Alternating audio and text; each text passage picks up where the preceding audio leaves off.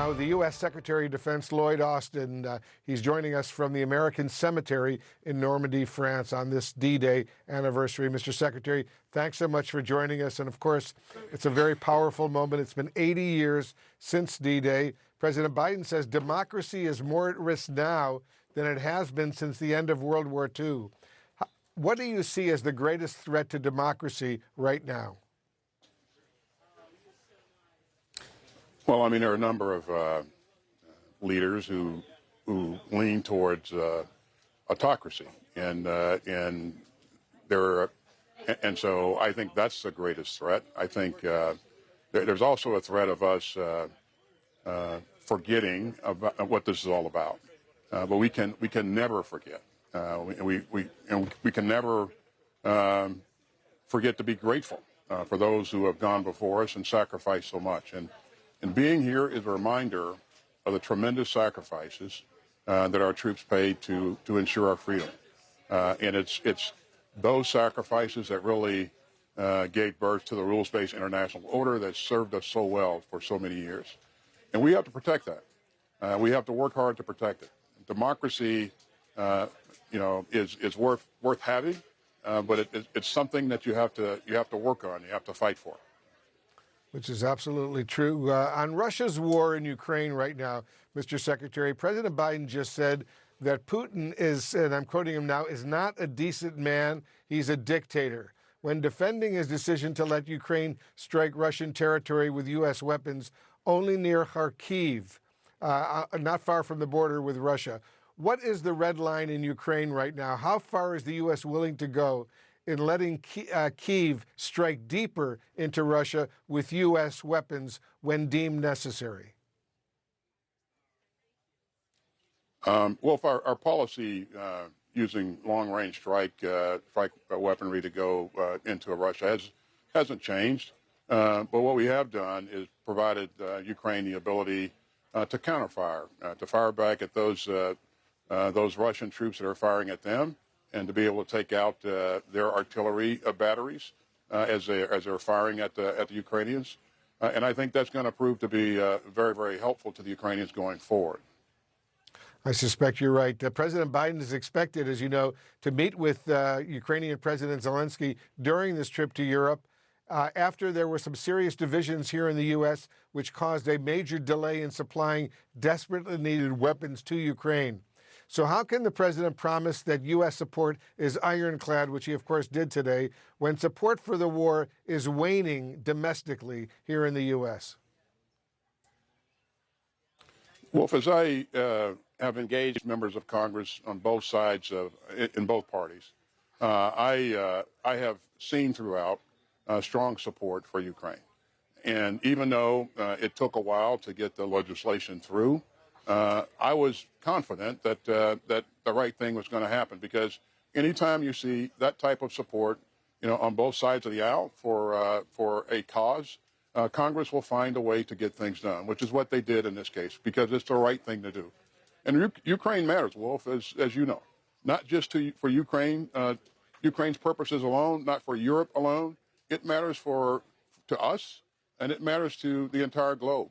So we have to make sure that Putin doesn't have the ability to trample Ukraine, because, as the president said, there's a good chance, almost certain, that Putin won't stop there. He will continue to move forward in other acts of aggression. So clearly, from your perspective, Mr. Secretary, the stakes for the U.S. in this war in Ukraine are enormous right now, right? They are enormous for the U.S. and the world, quite frankly. Wolf? Let's talk a little bit about some other key issues while I have you, Mr. Secretary. Not far from Europe, where you are right now, Israel is fighting its war against Hamas in Gaza. Just overnight, a UN school sheltering civilians in central Gaza was struck, killing at least 45 people. A CNN analysis found Israel used U.S. munitions in that strike. How can the U.S. push Israel to better protect civilians when the flow of U.S. weapons in this war has been mostly unimpeded? I'll leave it to Israel to talk about, what happened in that strike. What I can tell you is that we said from the very beginning that we're going to support Israel's right to defend itself, and we've done that from the very beginning.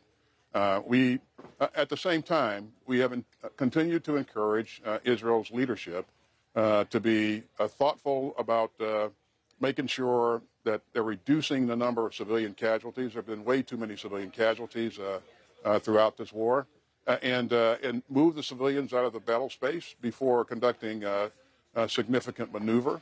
I don't think accomplishing objectives and protecting civilians are mutually exclusive endeavors. I think you can do both. We've demonstrated that, and I think you have to do that.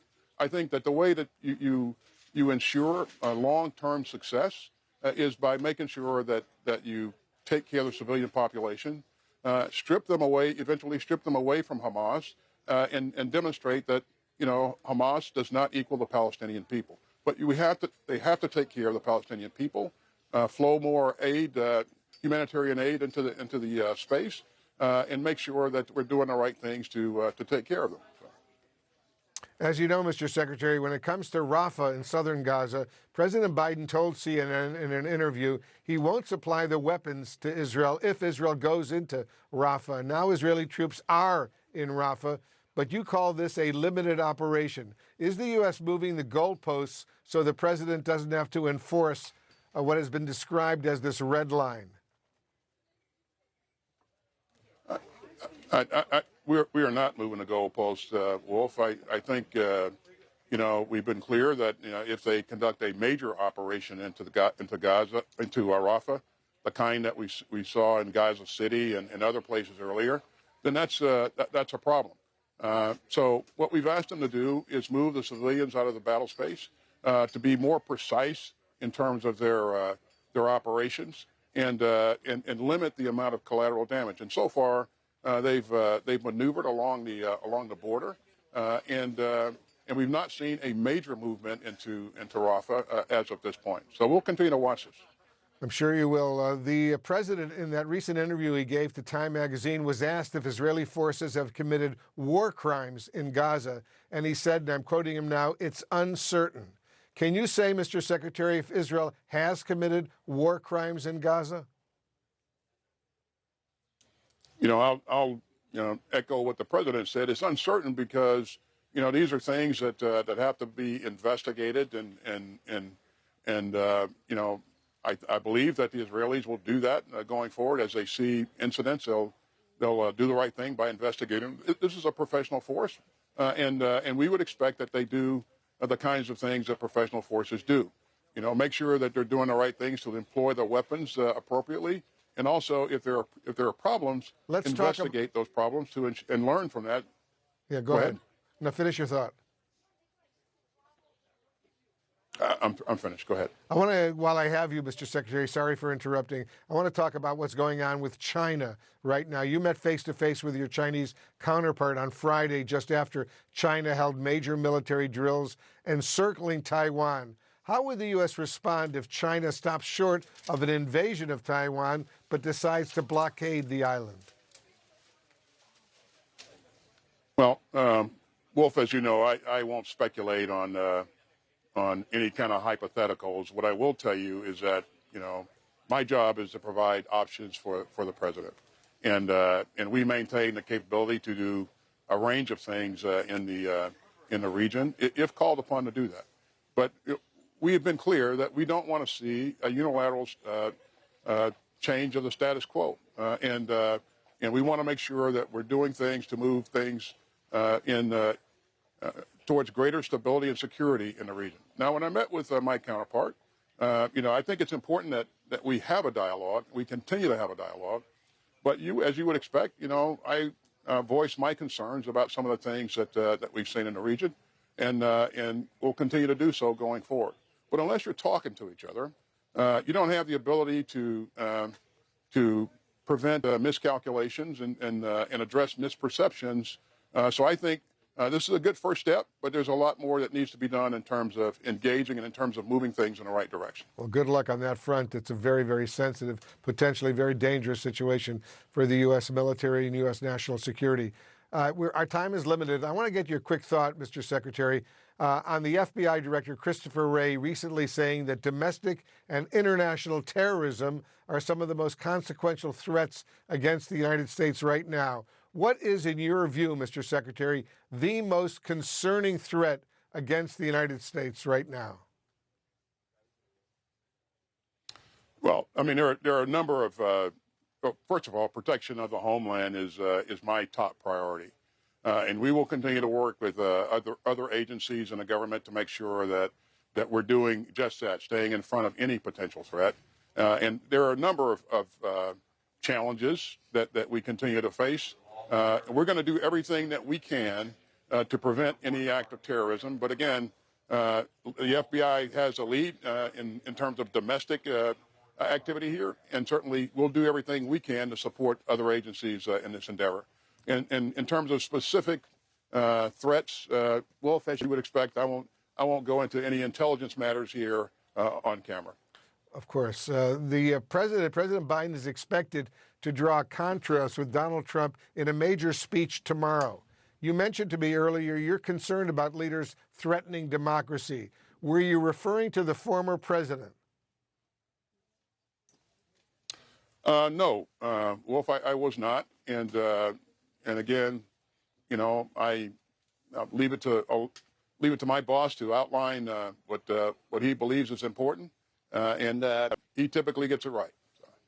Before I let you go, Mr. Secretary, I also want to quickly get your thoughts about your health. We were all concerned when you revealed your cancer diagnosis after a lack of transparency over surgery complications.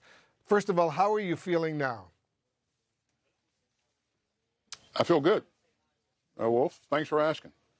Oh, happy to hear that. It makes me happy. But you're back to normal? Would you say that?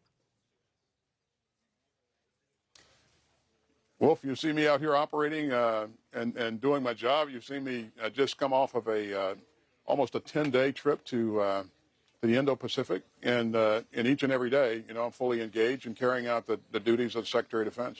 Well, that makes us happy to hear that, Mr. Secretary. Good luck to you. Thanks very much for joining us. We deeply appreciate it.